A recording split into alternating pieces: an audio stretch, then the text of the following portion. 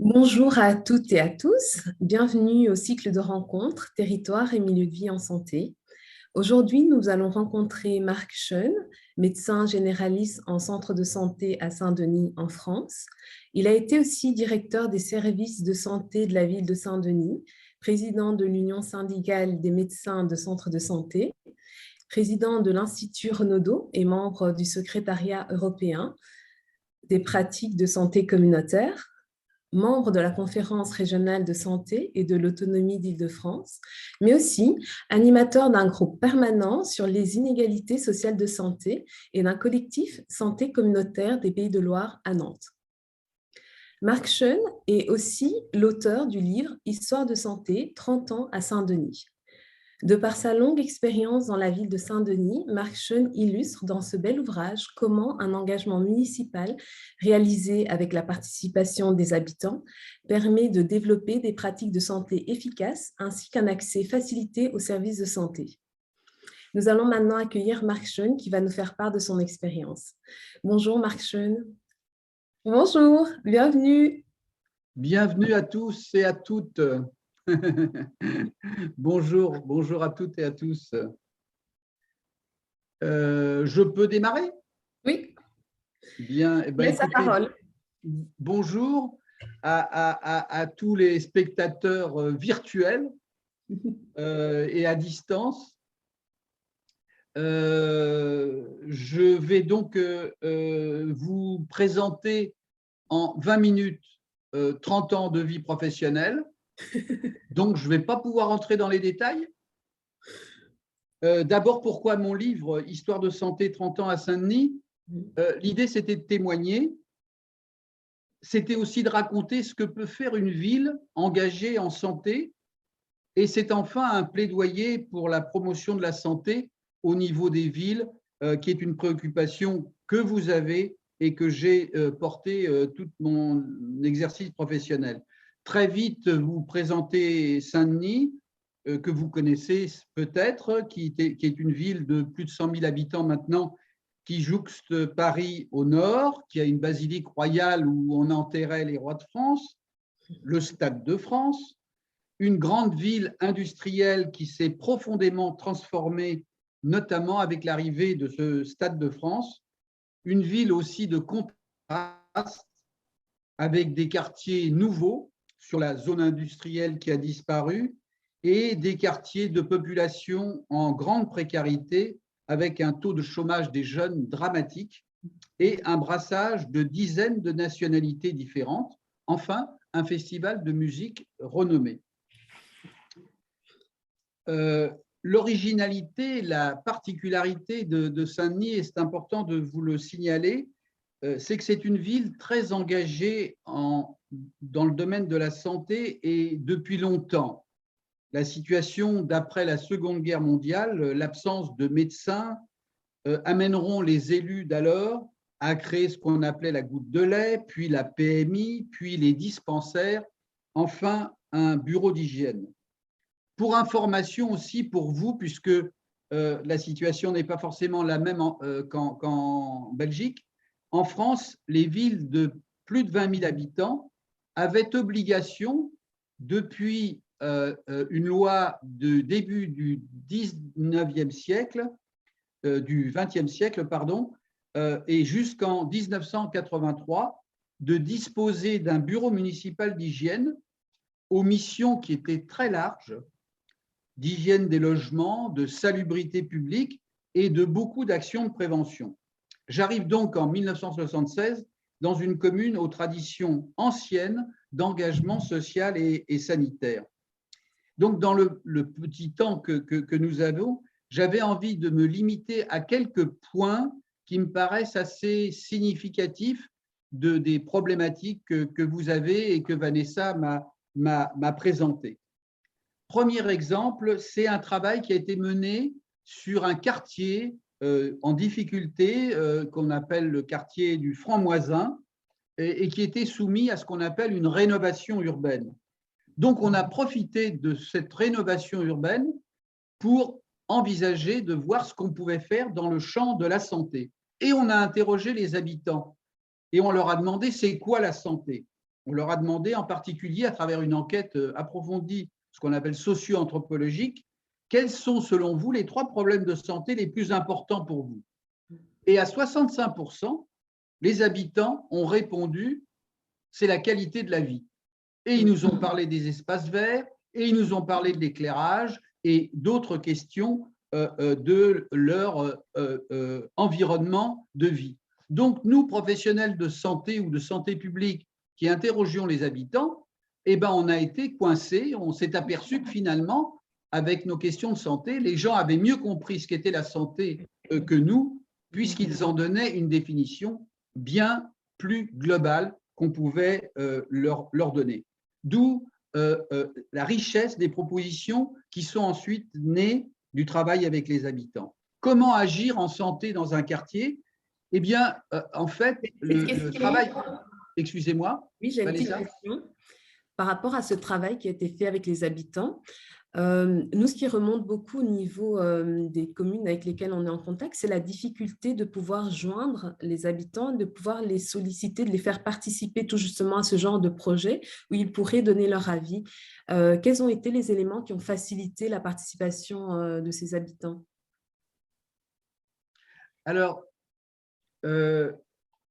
j'ai envie de dire, je dis souvent, ce n'est pas du tout difficile de travailler avec les habitants.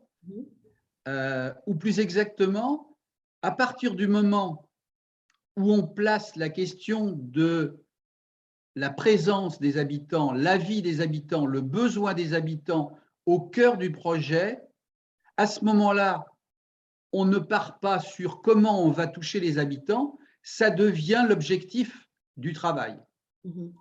Et là, pour ce qui concerne le franc-moisin, ce qu'on a fait, c'est à travers un certain nombre de professionnels qui étaient sur le quartier, on est allé au-devant des habitants, là où ils étaient, dans la salle d'attente de la PMI, dans le cabinet médical, dans la salle d'attente, dans la rue, dans le supermarché. C'est-à-dire qu'on est parti sur l'idée que c'est d'eux dont on avait besoin de comprendre et d'entendre la voix. Ça, c'est une manière de toucher les habitants. Bon, on pourrait développer, on n'a évidemment pas le temps là. Et une autre manière de toucher les habitants, c'est évidemment le rôle des associations. Et là, un certain nombre d'associations de quartier sont véritablement l'émanation des habitants et nous ont beaucoup aidés à travailler ce projet. Un projet, je ne vais pas le développer, mais pour dire quand même, un projet de santé globale mené dans ce quartier, ça s'est fait avec un grand nombre d'associations de quartier, ça s'est fait avec tous les professionnels du quartier, plus les institutions qui travaillent sur le quartier, c'est-à-dire l'hôpital n'était pas sur le quartier, mais on a travaillé avec l'hôpital, on a travaillé avec le centre d'hygiène mentale, etc. Et on s'est retrouvé à une 50aine de personnes qui ont travaillé pendant 2 ans sur qu'est-ce qu'on peut faire à partir de la parole des habitants, à partir de la parole des professionnels, à partir de la parole des institutions, pour essayer de proposer un certain nombre d'améliorations du fonctionnement, d'idées nouvelles, etc. etc. Voilà cet exemple d'un travail qui a abouti, mine de rien, à toute une série de réalisations concrètes, un centre de santé communautaire qui s'est installé à partir du cabinet de médecins privés qui travaillaient donc les uns séparément des autres, infirmières, etc., est né un centre de santé communautaire, après un certain nombre d'années, bien entendu, mais d'années de travail commun à partir de la compréhension de ce qui ne marchait pas, ce que les gens ont envie, ce que les professionnels ont envie, comment ils ont envie de modifier leurs pratiques. Un des projets qui est né, dont je vais vous dire aussi 2 mots, c'est ce qu'on a appelé, c'est ce qu'on appelle toujours les référents de santé de quartier. Alors, c'est un truc qui est né à partir du constat qu'on ne savait pas forcément s'adresser aux habitants et qu'on avait besoin en quelque sorte de médiateurs. Ces référents, d'ailleurs, sont à l'origine de quelque chose qui est né en France par la suite, qu'on appelle les médiateurs de santé, qui maintenant est une profession reconnue en France. Ah oui. Mais au départ, on a eu ces référentes de santé de quartier qui sont toujours en exercice à Saint-Denis, qui sont des professionnels d'origine diverses. Il y en a une qui était infirmière, l'autre assistante sociale, mais à qui on a demandé de rien faire, ou plus exactement, de ne pas venir dans les quartiers de Saint-Denis avec des idées préconçues, des programmes, etc., mais plutôt écouter, regarder, Ouais. essayer de comprendre ce que les gens disaient, pensaient, souhaitaient autour des questions de leur qualité de vie et des questions de santé. De ça est né progressivement des programmes qui se sont bâtis à partir de ce que les gens ont dit et des situations des quartiers, un programme autour de l'habitat insalubre et la santé, un programme autour de la nutrition et de sport et santé, et un programme autour de l'accès aux soins. Et ces programmes ont permis beaucoup de transversalité, c'est-à-dire que c'est parti des questions que les gens disaient, c'est parti d'interrogations de santé, et dans l'habitat insalubre, évidemment, ça rejoignait le domaine du logement et de l'habitat, ou bien sur la nutrition et le sport, on a été amené à travailler avec les clubs sportifs, avec le secteur du sport, et ça a donné un vaste programme autour de sport et santé. Un autre projet qui est né aussi de cette réflexion collective, c'est ce qu'on a appelé, nous, la cellule situation limite. Alors, situation limite, on a appelé ça parce que on a, chacun dans nos villes, on connaît bien ça, des personnes qui sont dans des situations limites, c'est-à-dire qui ont, par leur comportement, leur état psychologique, mettent un peu tous les services en difficulté, un service social, le commissariat, les médecins, on ne sait pas quoi en faire, ils ont des comportements parfois violents, parfois bon, et donc on se, comme on dit chez nous, mais peut-être vous le dites aussi, on se passe la patate chaude parce qu'on n'arrive pas, les uns et les autres, à résoudre la situation de la personne. Et du coup, la réponse n'est pas ni sociale, ni logement, ni médicale, mais elle est de la réflexion collective de comment, peut-être par une procédure médicale, mais peut-être par une procédure sociale, mais peut-être par une réponse de logement, on va pouvoir trouver une solution à la personne.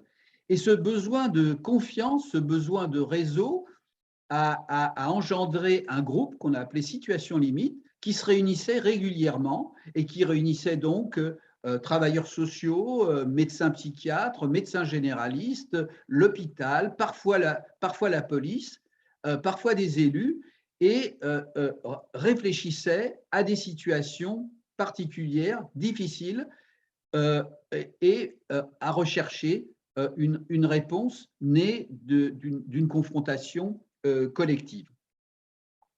Troisième exemple que je voulais vous décrire, c'est ce qu'on a appelé la…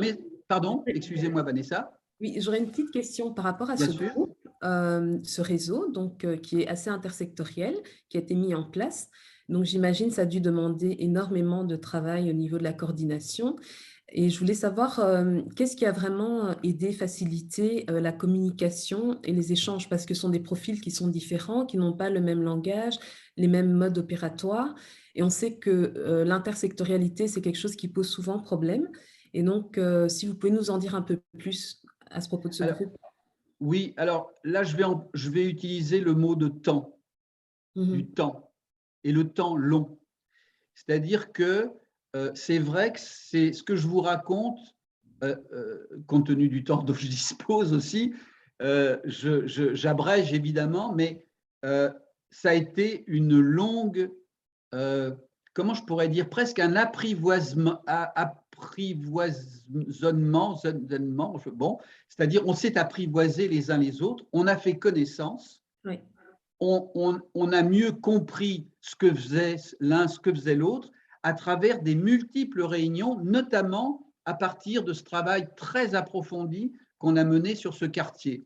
Ce quartier a été, et c'est curieux d'ailleurs, je le dis parce que c'est peut-être important pour les élus, ce qui a été facilitateur, et je le raconte dans mon livre, c'est que ce n'est pas des professionnels de santé qui ont essayé de se réunir entre eux, c'est en fait une interpellation qui n'avait rien à voir avec la santé qui nous a obligés de réagir. C'est-à-dire que c'est le secteur de l'urbanisme qui nous a dit, écoutez, nous, on doit refaire complètement le quartier, il faut repenser complètement le quartier, il va y avoir des bâtiments démolis, il va y avoir des relogements, il va y avoir… En tout cas, on va complètement refaire ce quartier. Et vous, la santé, qu'est-ce que vous pouvez faire? Du coup, on a été en quelque sorte mis au pied du mur et vraiment obligé de penser autrement, quoi. Ce qu'on n'aurait peut-être pas fait si on était parti d'abord sur des questions qu'on connaît bien de santé publique, etc. Et là, du coup, on a été obligé d'inventer une nouvelle manière de faire. Par exemple, au début, excusez-moi, je reviens là-dessus, mais Oui, on nous avait proposé une enquête épidémiologique en nous disant, écoutez, moi, cabinet conseil, je viens et je vous fais un screening de la population, vous saurez le nombre de gens qui ont ça, qui ont ça, qui ont ça. La belle enquête épidémiologique. À quelques-uns, on s'est dit, oh là là, qu'est-ce qu'on va faire de ce truc-là? On ne va rien pouvoir en faire. Et du coup, avec des sociologues particulièrement avertis, dont je parle évidemment dans le livre, c'est devenu tout à fait autre chose. C'est devenu cette enquête et ce recrutement progressif de tous les professionnels, les uns après les autres, le pharmacien du coin, l'infirmière du coin, le psychiatre du coin, l'hôpital, etc., où on leur a dit, attendez, il faut qu'on donne des réponses. Qu'est-ce qu'on peut faire pour la question qui nous est posée de quelle santé demain pour ce quartier qui va être en pleine rénovation? Et ça a été extrêmement stimulant. Ça nous a créé une ambiance de ces 50 personnes. Je dis 50 parce que c'était autour de ce chiffre-là qu'on a cheminé tous ensemble, qu'on est devenus copains. Enfin, j'ai envie de dire, on s'est rapprochés. On a travaillé ensemble, on a commencé à se connaître et ça a généré vraiment l'idée du travail en commun. Alors, pas tous les matins, pas tout le temps, mais en tout cas, de se connaître, de savoir… Bon. Et donc, ça a facilité la création de ces fameuses référentes santé. Ça a créé un truc qu'on a appelé des conférences locales de santé, qui ont été des moments tous les 2 ans à peu près, où on faisait avec les habitants, avec les associations, une espèce de grande mise en scène de discussions, de palabres, où on parlait encore une fois des questions de santé des uns et des autres, comment résoudre, etc. Et à chaque fois, ça générait des nouvelles propositions. Et une de ces propositions, ça a été donc que le groupe Situation Limite, puis ensuite, ça a été cette fameuse maison de la santé dont je m'apprêtais à vous parler. Donc, si vous voulez, ça ne naît pas comme ça d'une décision, d'un appel d'offres. Non, ça naît de la construction d'un partenariat dans la durée sur un territoire, si je peux dire ça comme ça. Est-ce que je réponds à votre question? Oui, tout à fait. C'est intéressant. Je vois aussi, j'essaie de suivre aussi les discussions, ça réagit quand même pas mal. Et ce qui est intéressant dans l'exemple que vous donnez, c'est qu'on part vraiment d'un projet urbanistique. On ne part pas d'un projet santé. Et si je peux faire le lien ici à Bruxelles, ce qui se passe, c'est qu'il y a aussi ce concept, il y a des contrats de quartiers durables qui sont en train d'être mis en place dans des quartiers bien spécifiques. Et c'est vrai que ça pourrait être aussi le point de départ au fait de ce type de réflexion. Sûrement, sûrement, sûrement. Je crois beaucoup, pour des projets réussis, à la notion de pas de côté, c'est-à-dire d'obliger les professionnels à se sortir de leur cadre habituel. Oui. Hein. Et ce projet de quartier franc-moisin, ça a été le cas. Et la maison de la santé, ça a été la même chose. C'est-à-dire, à l'issue d'une conférence locale de santé, vous me dites si je suis trop long, hein, Non, non, non. Vanessa. Non, non. Donc, si à l'occasion d'une conférence locale de santé, une participante qui n'était pas du tout dans le domaine de la santé est intervenue en disant « Mais on ne se connaît pas les uns les autres. Est-ce qu'on ne pourrait pas imaginer un endroit, je ne sais pas moi, une maison de la santé où on pourrait se retrouver ?» Et ça a été un déclic. Et il se trouve qu'à l'époque, en France, on a eu un dispositif qui est né à ce moment-là, qui s'appelle les ateliers santé-ville. Je suis désolé, je ne vais pas pouvoir développer, mais en tout cas, l'État a constaté à l'époque que les villes n'intervenaient pas assez en santé. Donc, pour inciter les villes qui n'avaient plus du tout de compétences en santé depuis 1983 à s'intéresser un peu plus à la santé publique, ils ont créé un truc qui s'appelle les ateliers santé-ville.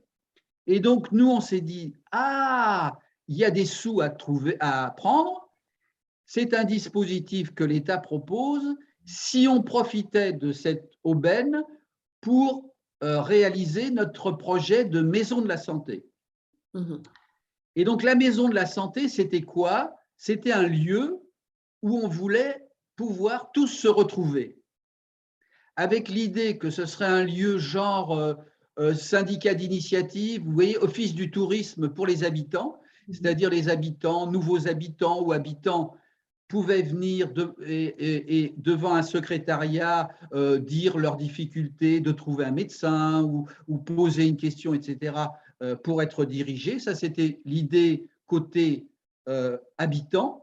Et il y avait l'idée, on disait un peu maison à 2 étages, et l'autre étage, c'était plutôt le regroupement des professionnels, la coordination des professionnels. C'est-à-dire un lieu où des professionnels qui n'ont pas l'habitude de se voir parce que l'un est dans une maison de santé, l'autre est à l'hôpital, le troisième et voilà, l'idée qu'il y ait un endroit où de temps en temps, on ait des raisons pour se retrouver. Et donc, on a créé dans cette maison de la santé plusieurs initiatives. On a donc c'était une association avec un conseil d'administration. Le conseil d'administration présidé plutôt par des gens de l'hôpital qui avaient du mal de sortir de leur hôpital. Du coup, en étant à la présidence de la maison de la santé, ils étaient bien obligés de se sortir de l'hôpital. C'est tout bête, mais ça passe par là. Et donc, on a mis dans cette maison de la santé cette fameuse cellule situation limite dont je vous ai parlé. On a créé ce qu'on a appelé les midi santé, c'est-à-dire entre midi et 2 heures. Pour ceux que ça intéresse, on faisait des séances de formation, mais à chaque fois des formations dont on se disait, tiens, ça va intéresser les médecins, les infirmières, c'est des sujets d'actualité. Bon. Et donc, ça a donné naissance à des petites formations, je ne sais pas moi, le comportement, les problèmes de peau quand il y a du soleil, avec une dermatologue qui nous a donné quelques conseils avisés sur la prévention des cancers de la peau, et toutes sortes de sujets qui sont venus dans ces fameux Midi Santé. L'avantage, ce n'était pas seulement la formation, c'était qu'on se retrouvait. C'est-à-dire que des professionnels qui ne se connaissaient ni d'Ève ni d'Adam, ils étaient ensemble autour de la table à prendre un sandwich et à écouter et à discuter sur des sujets qui ont du sens dans leur vie professionnelle. On a aussi eu des discussions sur des sujets où on s'est beaucoup engueulé parce qu'on n'était pas d'accord, parce qu'on avait des entrées différentes. Par exemple, ce qu'on appelle la PASS. En France, on a un dispositif de permanence d'accueil santé dans tous les hôpitaux, c'est-à-dire des circuits un peu privilégiés pour les personnes sans couverture sociale, en grande difficulté sociale. Et à l'hôpital de Saint-Denis, à l'époque, ça franchement marchait pas terrible. Et la référente santé de quartier, qui venait aux réunions, un jour, a dit « Mais attendez, votre passe, là, personne ne sait où elle est, ça ne marche pas du tout, ce truc-là. Les habitants du quartier nous disent que il paraît qu'il y a un truc, etc. » Et donc, du coup, grosse engueulade, grosse discussion, mais avec comme conséquence que la passe a sensiblement changé à partir de réflexions qui sont venues des quartiers, qui sont venues des discussions et de la confiance que finalement on avait établie entre des professionnels au regard différent. Et le dernier truc, un autre truc que je vous raconte qui montre un peu ce qu'a pu générer cette maison de la santé et cette confiance mutuelle de travailler ensemble, on a créé les tours de ville en car. C'était quoi ce truc-là? C'était comme du tourisme, c'est-à-dire on organise à intervalles réguliers pour les professionnels qui arrivent dans la ville, Ah oui.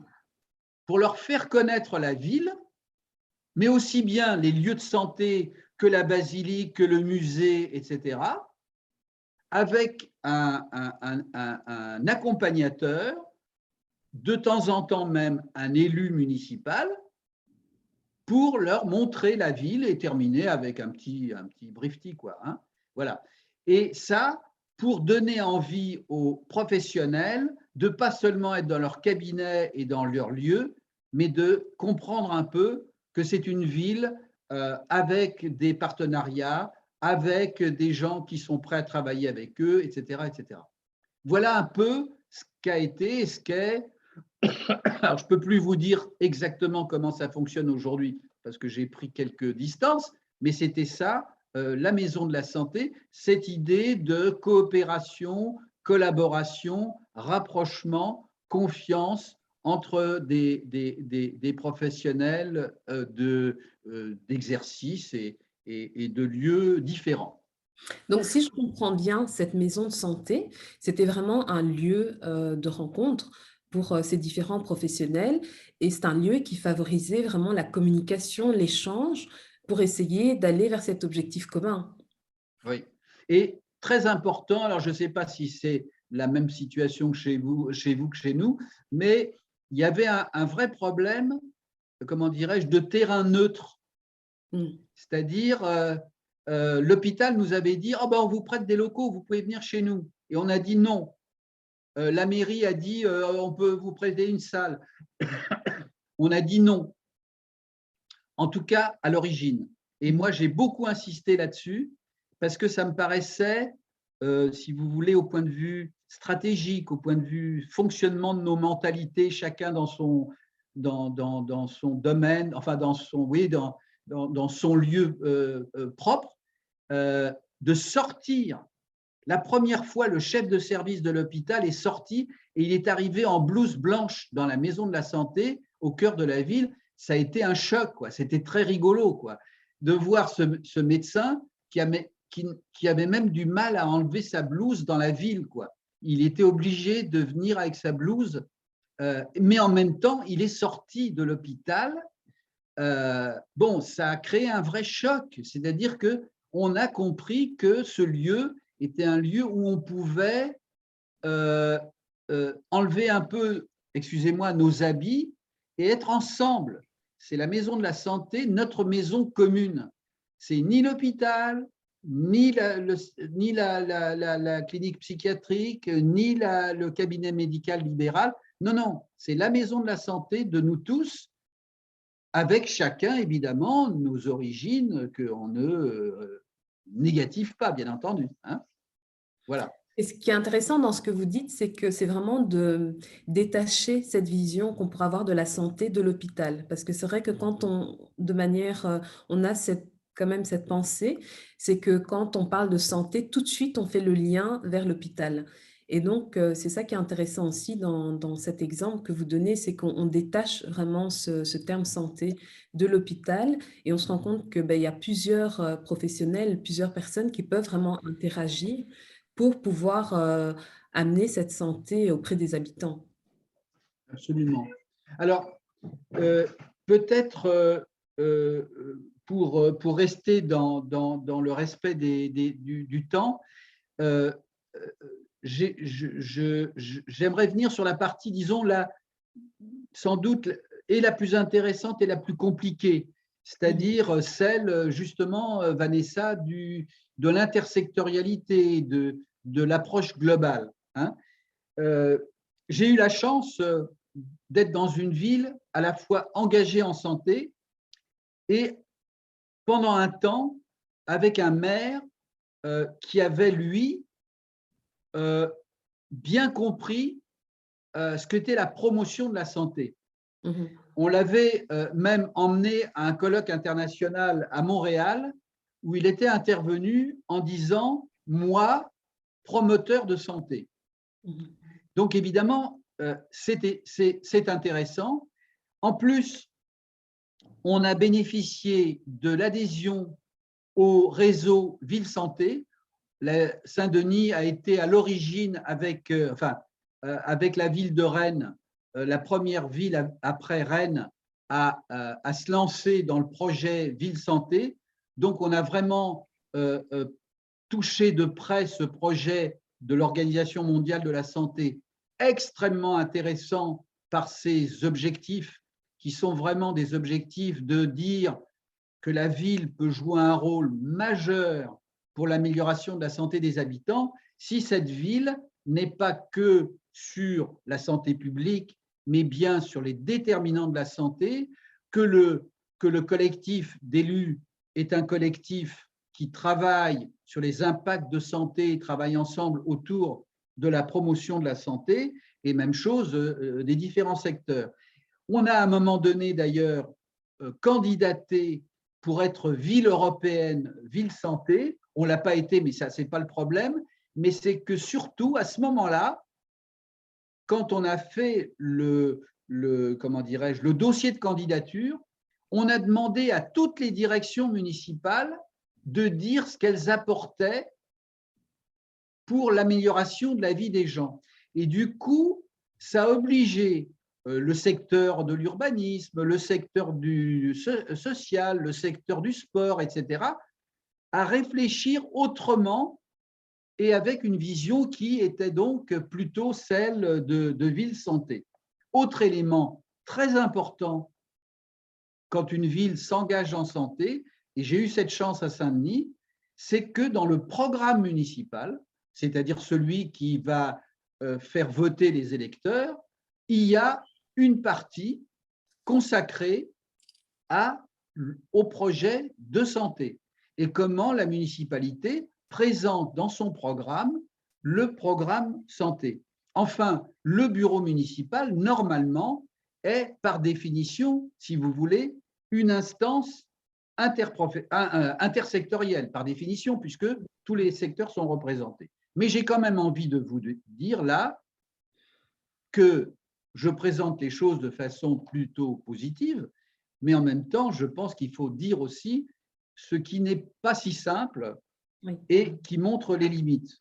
D'abord, je vous l'ai dit, il y a eu des allers-retours sur la place de la santé dans les villes en France, puisqu'une loi de 1902 a vraiment donné les prérogatives de santé aux communes et les lui a retirées en 1983. Et ce n'est que par des dispositifs comme les contrats locaux de santé, les ateliers santé-ville, qu'aujourd'hui, les villes peuvent intervenir en santé, même si… Est-ce que je peux juste Mais vous bien sûr, je vous en prie, de Vanessa. préciser en quelques mots qu'est-ce que c'est que les contrats locaux de santé, parce qu'ici, Oui. on n'a pas l'équivalence, comme ça, tout le monde peut bien comprendre. Oui, bien sûr. Alors, en 2009, il y a eu une loi importante qui a profondément touché l'organisation du système de santé en France, puisque c'est l'origine des agences régionales de santé, des conférences régionales de santé et de l'autonomie, qui sont un peu on va dire les parlements, même s'ils ne votent pas de loi, hein, mais la démocratie sanitaire avec ses limites. Et dans cette loi, il y a l'obligation pour les agences régionales de santé de produire un plan régional de santé. Ce plan régional de santé doit être soumis à l'avis des conférences régionales de santé, mais surtout, ce plan régional de santé, après, il faut qu'il soit mis en place, il faut qu'il devienne réalité. Et donc, dans la loi, pour permettre que ce plan régional puisse se mettre en œuvre au niveau le plus de proximité, a proposé des contrats locaux de santé. Et à l'époque, ça voulait dire des contrats locaux de santé qui pouvaient être conclus entre les agences régionales de santé et les collectivités locales, les communes ou parfois les intercommunalités qui étaient d'accord pour conclure ces contrats. Et ces contrats étaient construits donc entre les services de l'agence régionale et les services de la commune pour décider d'un certain nombre d'actions qui rentraient dans le programme régional de santé et dans les besoins de la population de ces villes. Donc, des actions en matière d'accès aux soins, des actions en matière de prévention sur certains sujets, etc. Enfin, je ne peux pas évidemment vous les détailler là.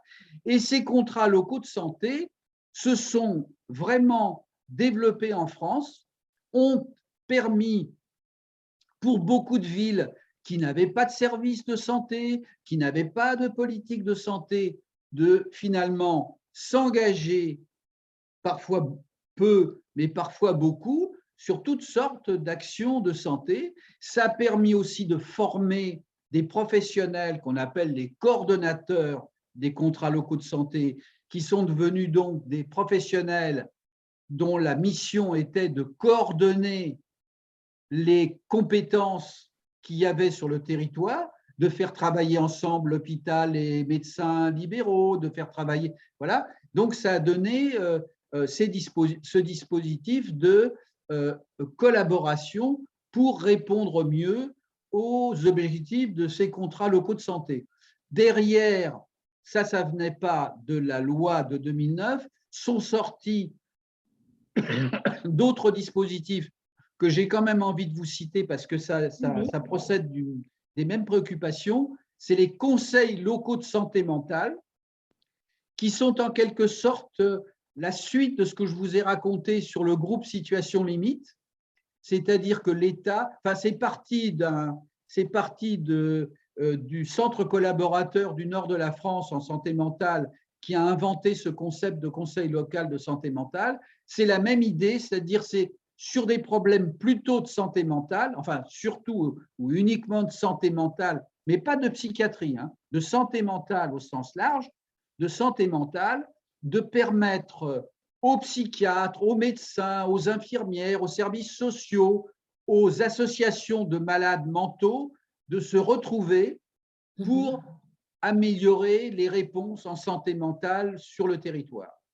D'accord. Et enfin, plus récemment, ont été créés les CPTS. Alors ça, c'est des coordinations professionnelles territoriales de santé. Là, c'est une coordination qui vise, quand il n'y a pas, quand ne suffisent pas, ou les maisons de santé, ou les collaborations déjà existantes, c'était d'essayer d'améliorer encore l'organisation des professionnels de santé entre eux.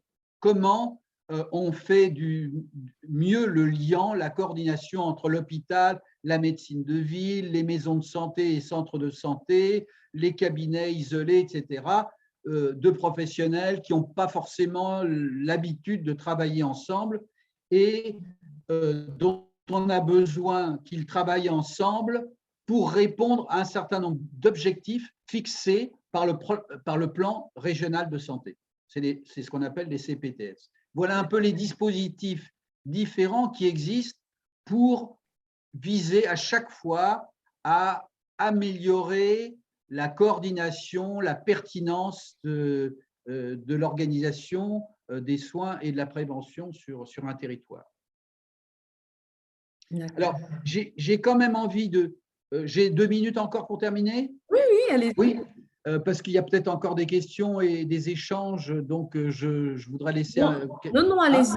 Je peux y aller. Donc, juste pour dire, pour les personnes qui participent et qui font des commentaires. Donc, on voit vos commentaires, on va les prendre juste après la présentation et on va les partager. Donc, vous D'accord, pouvez continuer à d'accord. poser vos questions. Allez-y. Voilà. Je voulais simplement dire que euh, quelque chose qui a un peu marché, puisque je vous ai raconté ce qui s'est fait avec l'habitat, ce qui s'est fait avec le sport, etc., reste que nous ne sommes pas allés aussi loin qu'il aurait fallu et qu'il faut aller aujourd'hui dans l'intersectorialité. Mhm. Et ça, évidemment, c'est lié à un certain nombre de réalités. Mhm. Au niveau du politique, en tout cas tel que je l'ai vécu, le bureau municipal, qui devrait être, comme Paco l'a dit une émission que j'ai vue, que vous avez faite précédemment, il parle de collégialité. Oui. Je n'ai pas constaté cette idée de collégialité. Mhm. Les élus se connaissent, mais comment ça se passe? Ça se passait en tout cas un bureau municipal. Chaque élu présente un rapport de son activité. On discute du rapport de son activité, mais ce n'est pas souvent qu'on discute parce qu'on n'est pas formé. Les élus ne sont pas formés là-dessus. Les professionnels de santé ne sont pas formés là-dessus. Les cadres administratifs ne sont pas formés à la collégialité. Chacun raconte son truc et on reste globalement, moi dans l'urbanisme, moi dans le social, moi dans la santé, moi dans le sport, et pas dans comment, sur le bien-être ou l'amélioration du mieux-être des habitants, je peux faire, et on peut surtout faire ensemble, se compléter. Ça, malheureusement, cette politique sectorielle est encore dominante et dans la formation et dans l'organisation qu'on connaît. Et donc là, il y a évidemment encore de choses à changer. Ce qui, à chaque fois que je l'ai constaté, a permis de casser ce saucissonnage, hein, ou ces colonnes séparées, c'est des événements ou c'est des crises. D'accord. Quand on a eu le sida, quand on a eu les premières problématiques de toxicomanie, pour prendre ces deux exemples-là, ça a été extrêmement favorisant, malheureusement, hein, j'ai envie de dire, mais ça a été extrêmement favorisant que, comme on n'avait pas les réponses, on était bien obligé de réfléchir ensemble à trouver des réponses plus partagées. Voilà. Et je pense que le Covid va obliger aussi peut-être à accélérer la question et de la collégialité. Bon, mais en tout cas, je dois dire que autant nous avons pu mener certaines actions intersectorielles, globalement, on n'a pas réussi à, à institutionnaliser, si vous voulez, une collégialité favorable à la santé, telle que notamment le projet OMS, dans son ambition, l'avait présenté. L'idée, par exemple, d'impact santé dans toutes les politiques, quelque chose d'extrêmement intéressant et qui permettrait, pour chaque projet, le maire adjoint à l'urbanisme arrive et présente un projet d'urbanisme, eh bien, il faudrait qu'il soit screené à l'aune de l'impact en santé pour dire en quoi ce projet répond à des critères ou met en difficulté ou aggrave éventuellement certaines situations dans le champ de la santé, et ainsi de suite. Donc ça, c'est quelque chose qui est encore à gagner. Ça se fait ici ou là, mais sans doute que c'est la partie que je dirais la moins aboutie de ce que je vous ai présenté en quelques minutes de 30 ans d'activité. Donc, En conclusion, je dirais une ville, qu'elle le fasse comme M. Jourdain sans le savoir ou en le sachant, il faut qu'elle sache que de toute façon, elle intervient sans cesse dans le champ de la promotion de la santé. Ça, tous les élus, c'est à mon avis quelque chose de très important de leur dire, qu'ils le sachent, qu'ils le disent ou qu'ils ne le disent pas, quand ils font un espace vert ou qu'ils ne le font pas, quand ils font les prix des repas à la cantine, etc., ils font à chaque fois quelque chose qui relève et qui a des conséquences sur la santé. Donc, le problème, c'est de savoir s'ils le revendiquent, s'ils veulent l'améliorer, s'ils veulent le partager et où ils le placent explicitement en santé. Et deuxième chose que je voudrais conclure, une ville engagée avec les moyens adéquats, bien entendu, ça veut dire de la formation, ça veut dire des moyens, je pense, peut vraiment contribuer fortement par ses nombreux leviers, parce que la ville, le maire, a des leviers importants, et par la complémentarité qu'il organise de ses actions à la promotion de la santé de ses habitants. Voilà, excusez-moi, c'était un peu bref, mais voilà, je ne pouvais pas aller plus loin dans ces quelques minutes. Mais c'était déjà très intéressant et j'espère en tout cas qu'en 2022, on aura l'occasion de vous avoir encore parmi nous pour approfondir le sujet parce que je pense que ça va vraiment, l'enregistrement de ce webinaire va susciter beaucoup de réflexions et beaucoup de questions. Donc déjà, là, je vais aller vers l'onglet discussion pour voir un peu. Donc, je vois qu'il y a eu pas mal de réflexions, aussi de questions. Donc, Samuel qui disait donc qu'il faudrait peut-être définir un cadre de travail commun avec des questions qui peuvent toucher les habitants et surtout leurs besoins. Ça, c'était quand on parlait de la participation citoyenne. Donc, ça rejoint un peu ce que vous aviez dit hein, par rapport donc d'aller chercher les habitants là où ils sont. Donc là, je vais lire un peu les réflexions et les questions et n'hésitez pas à m'interrompre pour réagir, apporter des complémentarités. Donc, toujours Samuel qui dit qu'il faudrait associer cette réflexion avec les centres de promotion. Alors, nous, en Belgique, ce qu'on a, c'est des centres locaux de promotion de la santé. Et donc, il disait que ça peut être intéressant d'associer cette réflexion avec ces centres-là. Donc, qui sont au niveau de chaque province et que ce serait vraiment intéressant de les interpeller là-dessus. Donc, les centres locaux de promotion de la santé donc, se situent au niveau de chaque province. Il y en a une à Bruxelles, il y a une partie francophone et néerlandophone. C'est vrai que le découpage en Belgique, c'est différent. Et du coup, qui traite les questions de la promotion de la santé et qui accompagne aussi les acteurs à travailler sur la promotion de la santé. Reprendre les programmes pour savoir s'il y a moyen de faire du sport santé pour les personnes sans emploi au niveau des provinces. Donc là, c'est peut-être la question de certains publics qui n'ont peut-être pas accès à certains services. Et donc là, c'est plus ces personnes sans emploi. Donc après, c'est toujours Samuel qui avait une réflexion par rapport à la division des compétences. Et donc, il dit que le souci en santé, c'est la division des compétences en santé. On a 3 régions, hein, la région, vous connaissez, hein, voilà, on a nos 3 régions. Et donc, c'est vrai que déjà, on a nos 3 régions et au sein de ces régions, on a encore une division. Et d'après ce participant, donc ça crée un immobilisme. Et donc, c'est vraiment problématique, c'est un challenge pour pouvoir coordonner les différents pôles santé avec des professionnels qui viennent de l'extérieur et des décideurs politiques. Alors, le regroupement des professionnels et de la promotion de la santé doit être fait avec les assises de première ligne. On attend le décollage. Oui, donc c'était... Donc là, le commentaire aussi est relié à toute cette collaboration intersectorielle qui pose vraiment problème. Hein. C'est difficile de sortir de sa zone de confort.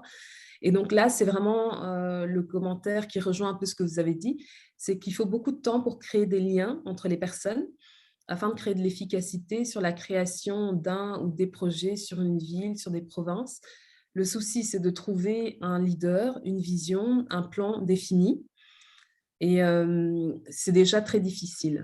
Excusez-moi, je veux bien juste réagir Oui, à ça allez-y. et euh, euh, euh, sans, sans, sans, sans, sans aller trop loin, j'ai quand même envie de raconter une anecdote. Mhm, Euh, euh, J'étais pendant de nombreuses années, j'ai travaillé en centre de santé, un médecin de centre de santé salarié.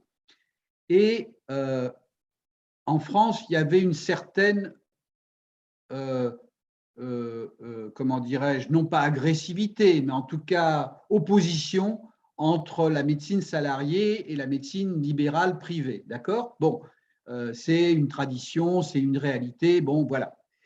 Et pendant des années, moi, euh, j'étais plutôt pas content à l'égard de mes confrères libéraux, privés, parce que j'étais directeur de la santé et ils venaient jamais à aucune de mes réunions.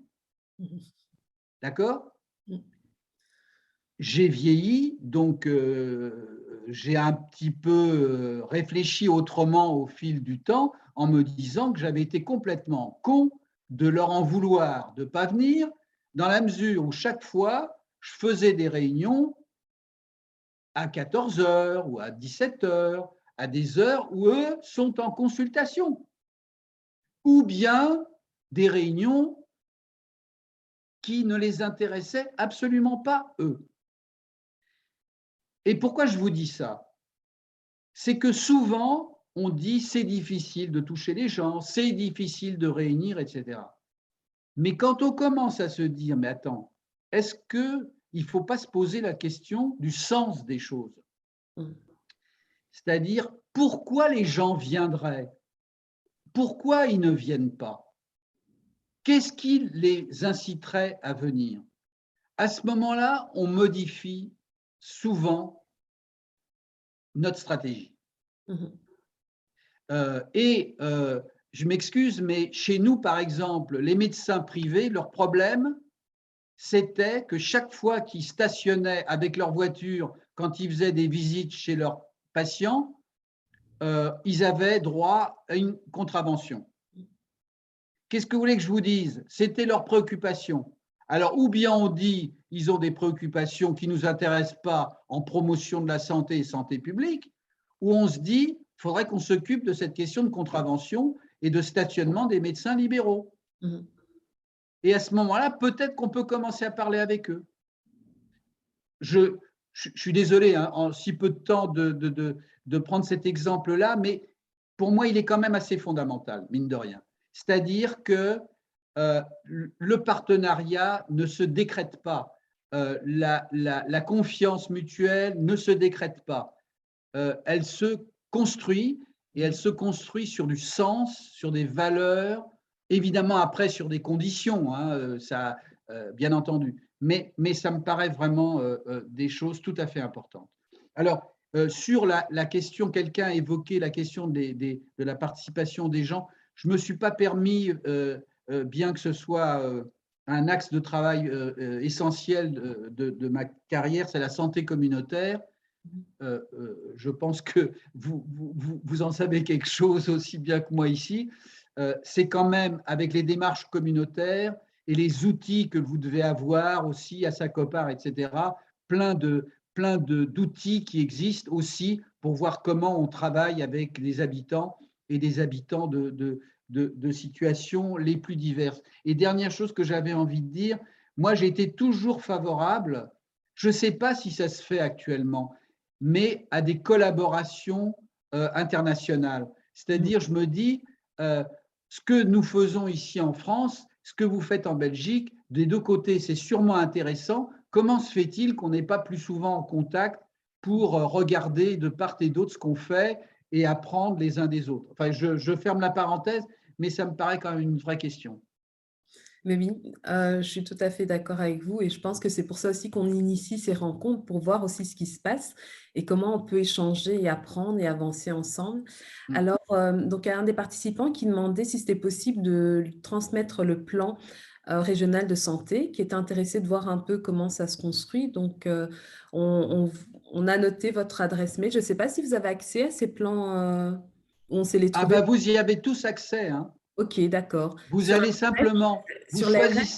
vous choisissez une ARS, Ok, hein, vous tapez sur le net ARS, ARS Île-de-France, par exemple, ARS Île-de-France, et sur le site de l'ARS, vous devez trouver plein d'informations, dont le plan régional de santé. voilà. Et donc, juste pour rappel, donc, les ARS, c'est des agences régionales. Donc, chaque région a une agence de Oui, santé, c'est ça, hein. oui, Voilà. oui, Et chacune de ces régions va faire un plan. Donc, c'est comme un peu nous, on en a 3, mais vous en avez beaucoup plus. Et donc, chacune de ces régions fait un plan. oui, Et donc, du coup, c'est pour ça que chaque ARS a son propre site. absolument, absolument. Voilà, juste pour rappel. Alors, il y a une question. Quand vous avez parlé des coordinateurs professionnels, je pense que c'est dans le cadre des contrats locaux. Donc, si ce n'est pas ça, la personne peut préciser sa question. Est-ce qu'ils avaient une formation ou un profil particulier? Alors, non.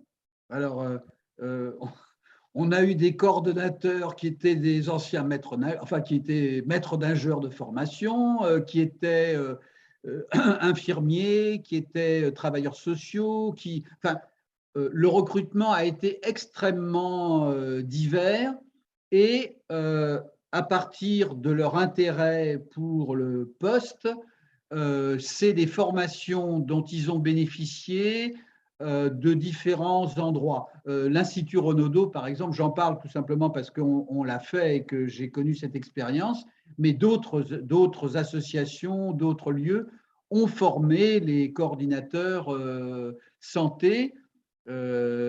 Aujourd'hui, la question de enfin, ça dépasse le cadre de mon intervention, mais cette question de la formation des coordinateurs est une question qui est devant nous aussi, c'est-à-dire l'amélioration progressive du niveau, des compétences des coordonnateurs. Probablement qu'on n'a pas besoin du même type de coordinateur selon la taille des contrats, selon la taille des villes, selon les thématiques abordées. Donc, c'est une question qui n'est pas close, quoi, Mhm. cette question de la formation. D'accord. Donc le dernier commentaire, c'est un peu en lien avec cette difficulté au niveau des élus d'avoir cette collégialité. C'est une difficulté, je pense, qu'on rencontre un peu partout, chez nous aussi. Donc c'était plus une remarque dans ce sens-là. Et donc là, gentiment, le webinaire touche à sa fin. Mais avant de vous laisser partir, j'aurais aimé vous demander deux choses. Donc la première, c'est vraiment de pouvoir un peu nous faire synthétiser quelques clés pour améliorer en gros, comment améliorer cette intégration de la santé au niveau de nos communes, comment aller plus loin au niveau de cette vision santé globale. Donc, vous avez déjà cité que c'était vraiment important d'avoir un maire, donc chez nous, c'est l'équivalent, c'est un bourgmestre qui porte quand même ce sujet. Vous avez parlé aussi de ce qui a aidé Saint-Denis, c'est aussi l'adhésion à un réseau de ville santé, donc ça a vraiment aidé à aller plus loin parce que ça permettait d'être en lien. Le fait d'avoir une politique ou un programme santé dans la commune, ça aide. Est-ce qu'il y a d'autres clés que vous voyez, que vous pouvez nous donner d'après votre longue expérience qui peuvent aider vraiment les collectivités locales, donc les communes, à aller plus loin dans cette démarche santé et aussi de nous dire un peu c'est vrai qu'au niveau des perspectives de manière plus spécifique par rapport à Saint-Denis, donc vous nous avez déjà un peu donné quelques informations en disant d'aller encore plus loin dans cette intersectorialité, dans cette collégialité, une institutionnalisation. Et donc pour le futur, quelles sont les perspectives en vue de ce qui est en train d'être mis en place actuellement à Saint-Denis? Donc voilà, ça c'est les dernières questions. Si vous pouvez nous répondre et après on pourra vous libérer. Écoutez, vous avez déjà dit beaucoup de choses en conclusion vous-même, Vanessa. Euh, donc, il y a des choses qui relèvent des particularités. Hein, c'est-à-dire que autant il y a des concepts généraux qui regardent tout le monde et qui sont valables pour tous. Après, il y a aussi les particularités, c'est-à-dire qu'on ne va pas forcément démarrer des choses de la même manière si on a une commune rurale de 500 personnes ou une ville de 100 000 habitants. Bon, ça va de soi, mais c'est important de le dire. Donc, la question de la particularité, de la manière de rentrer sur un sujet, il faut tenir compte de ces particularités. Dans ce que vous avez dit un peu en conclusion, moi, je rajouterais quand même au moins 3 choses.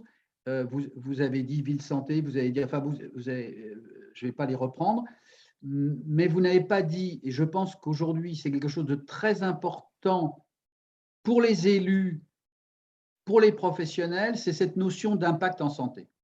L'évaluation d'impact en santé, l'impact en santé. Il y a des choses qui ont été faites. Je sais que vous, à Sacopar, vous y avez travaillé aussi. C'est quelque chose qui, à mon avis, a besoin d'être encore plus visibilisé, c'est-à-dire montrer comment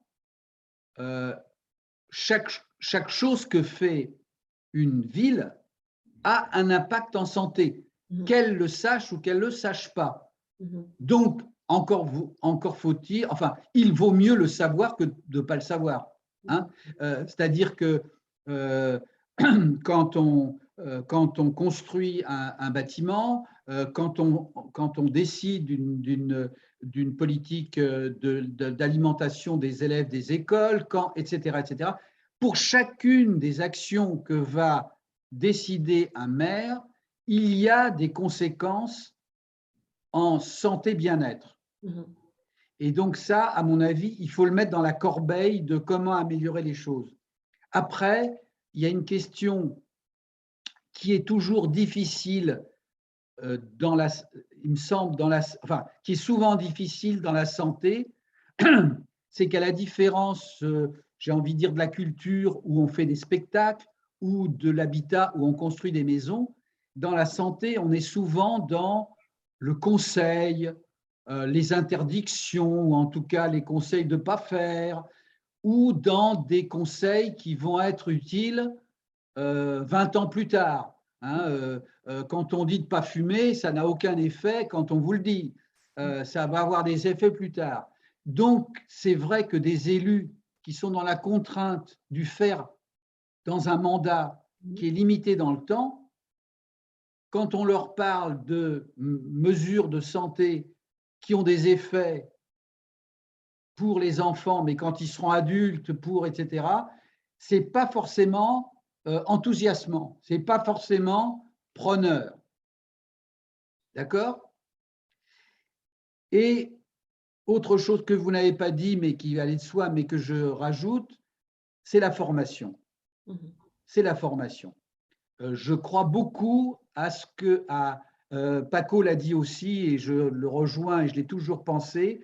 Je veux dire, il y a des choses qu'on n'improvise pas, quoi. On ne peut pas simplement dire, non, il y a des choses qu'on apprend, qu'un élu doit apprendre, qu'un médecin doit apprendre, qu'une infirmière doit apprendre. Aujourd'hui, on n'apprend rien en promotion de la santé chez les professionnels de santé, c'est quand même invraisemblable.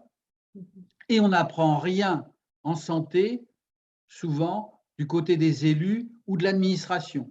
Moi, j'ai par exemple, avec un organisme de formation nationale, enfin moi, l'Institut Renaudot, avec plein de gens, c'est d'ailleurs né chez vous à Gand, une année avec Martine Bantuel, on avait eu cette idée qu'il fallait former les secrétaires, on appelle ça chez nous les secrétaires généraux, c'est-à-dire le grand chef de l'administration communale.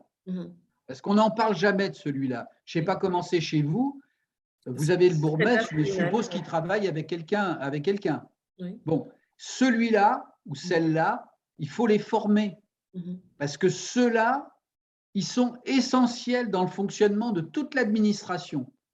Et ceux-là, s'ils étaient formés en promotion de la santé, qui comprenaient que les décisions qu'ils prennent ou qu'ils doivent prendre ou qu'ils font prendre à d'autres ont des effets sur la santé, ce seraient des collaborateurs de santé, des coordonnateurs de santé exceptionnels.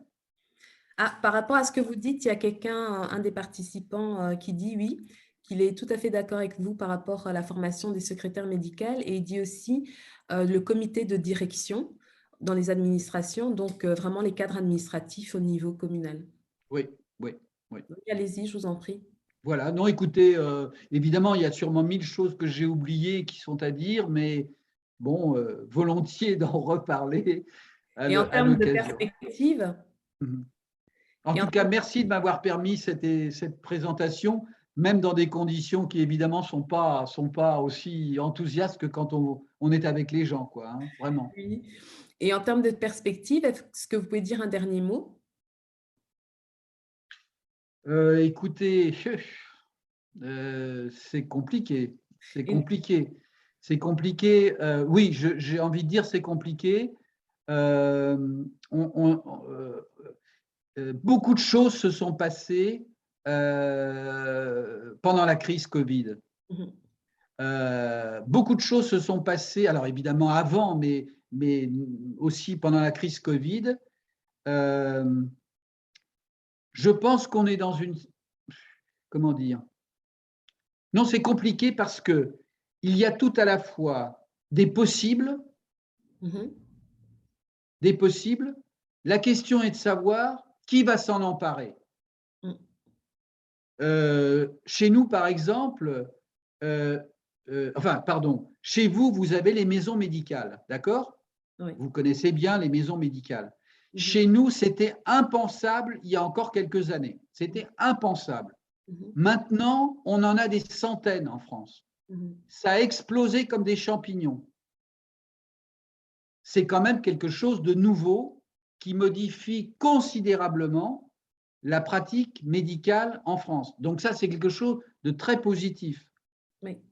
Il y a un certain nombre comme ça de réalités qui sont nées un peu les années avant la crise, qui se sont passées spontanément pendant la crise et dont on se dit peut-être que ça peut modifier sensiblement notre réflexion, l'intersectorialité, la priorité à l'écologie, etc., etc.